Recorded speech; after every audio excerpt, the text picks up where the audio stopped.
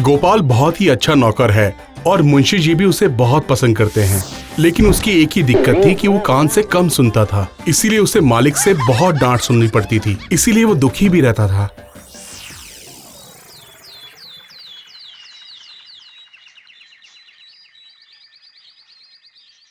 एक दिन गोपाल, गोपाल, अरे ओ गोपू, सुन रहे हो? अरे मेरा पाइप और आग लेकर आओ। हाँ, अभी लेके आता हूँ। अरे ओ भाई गोपाल, ये पपीता लेकर मैं क्या करूँगा?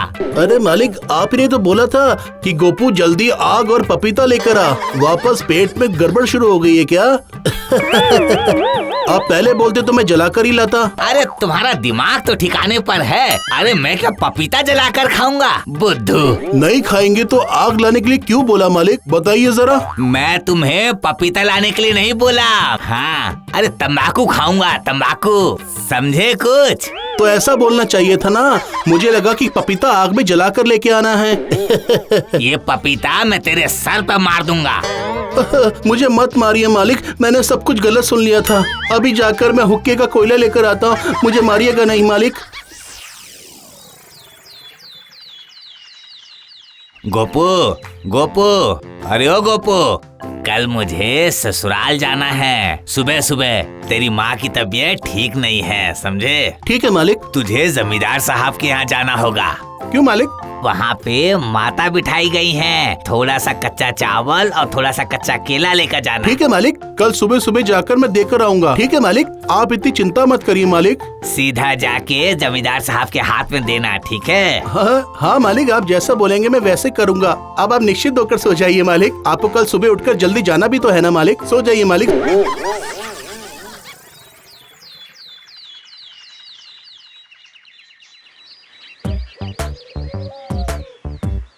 मैं कच्चे केले लेकर आया हूँ। क्यों? जमींदार साहब की माँ मर गई है ना, इसलिए वो चावल के साथ कच्चे केले खाएंगे। मालिक ने मुझे कच्चे केले लाने के लिए बोला है।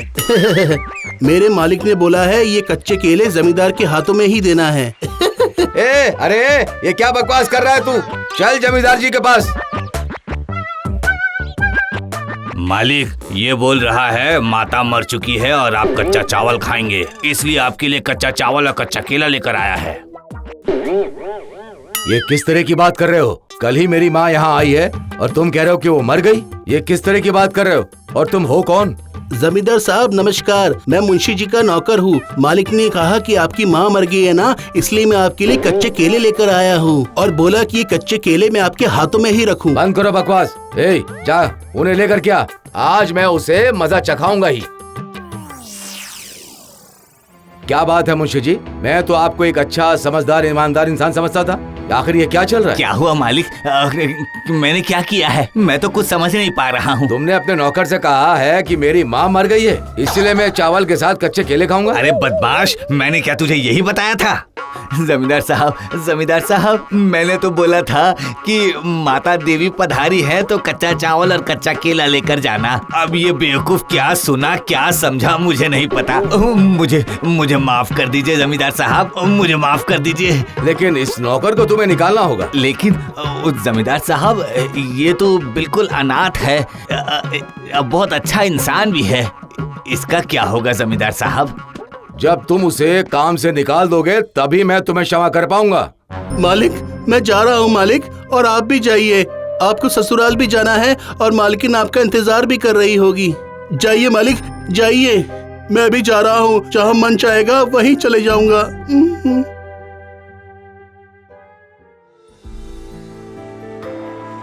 सुबह से चल रहा हूँ, पता नहीं और कितनी दूर जाना होगा। मेरा तो इस दुनिया में और कोई भी नहीं है। गांव में तो लौटकर जा भी नहीं सकता हूँ, जमींदार साहब ने जो निकाल दिया है। अब मैं क्या करूँ, कहाँ जाऊँ? अरे वो तो नदी दिख रही है, चलो जाकर थोड़ा पानी ही पी लेता हूँ। जल्दी जाता हूँ, जाकर पानी पी लेता हूँ।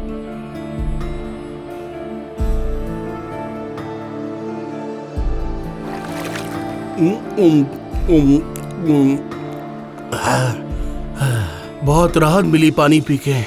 अब कहाँ जाऊँ? ओह वो टूटा हुआ मंदिर दिख रहा है, चलो वहीं चलता हूँ और वहाँ पर जाकर थोड़ा आराम भी कर लेता हूँ। क्या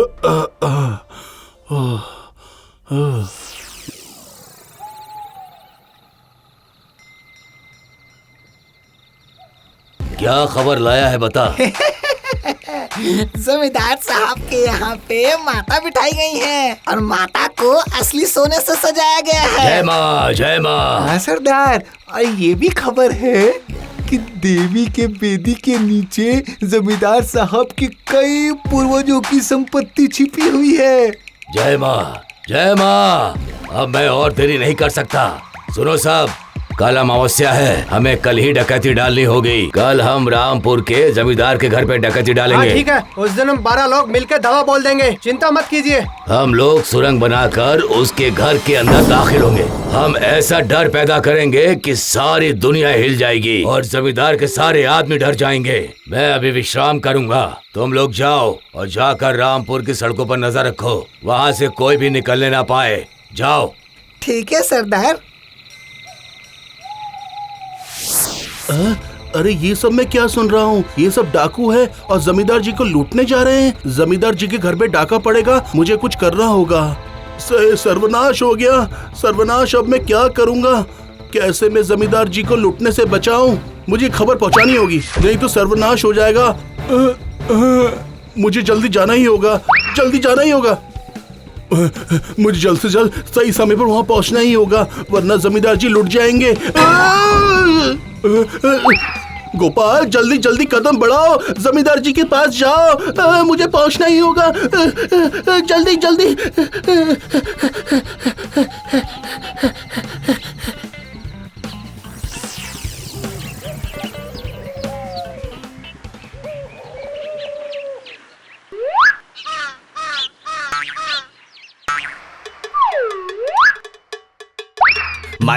मालिक ये बिना बताए अंदर घुस आया है, हमारे रोकने से नहीं रुका।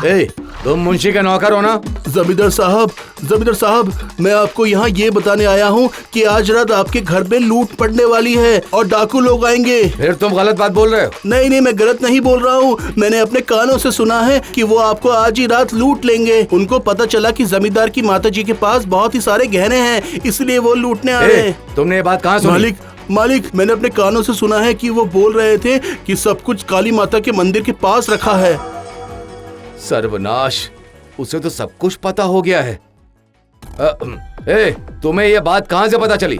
मैं चलते चलते काफी दूर जंगल में पहुंच गया था, वहाँ मैंने टूटा हुआ मंदिर देखा, तो वहीं ये लोग बात कर रहे थे कि कैसे जमींदार जी को लूटा जाए। उन लोगों को कहाँ से खबर मिली है ये नहीं पता। मालिक ये बेवकूफ है, क्या सुना क्या समझा पता नहीं। नहीं मालिक, मैंने बिल्कुल सही सुना है, मैं बिल्कुल सही बोल रहा हूँ। वो कह रहे थे कि आज ही आपके ऊपर नजर रखेंगे। हाँ, मुझ पे विश्वास रखिए मालिक, मुझ पे विश्वास रखिए। आज तुम यहीं रहोगे, मैं तुम्हारे बारे में कल सोचूंगा। सिपाहियों, जितने भी तुम्हारे सिपाही हैं, उन्हें लेकर के, उनके हाथ में बंदूक और मशाले लेकर के पूरे रामपुर को घेर लो, ताकि एक भी आदमी अंदर न घुस सके। ठीक है मालिक, मैं अभी जाता हूँ। सरदार, सर्वनाश हो गया सरदार, सर्वनाश हो गया।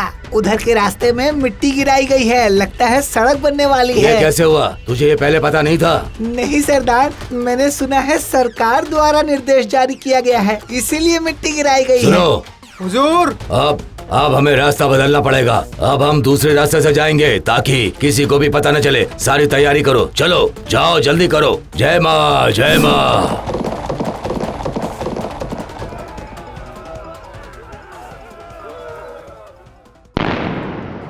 मालिक, हमने सब लोगों को मार गिराया मालिक, एक भी जिंदा नहीं बच पाया, वो भाग भी नहीं पाए मालिक। ये तो अच्छा हुआ कि ठीक समय पर हमें खबर लग गई।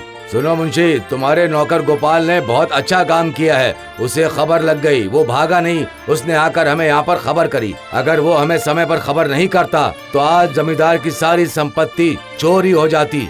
गोपाल, आज तुमने हमारी जान ही नहीं बचाई है, तुम आज पुरस्कार के हकदार हो। मैं तुम्हें ये सोने की अशर्फी देता हूँ। आज से तुम मेरी जमींदारी में ही रहोगे।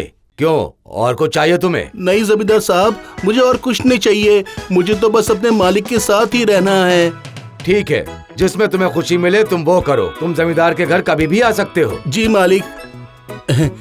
चलिए मालिक, चलते हैं, चलिए। चलो चलो।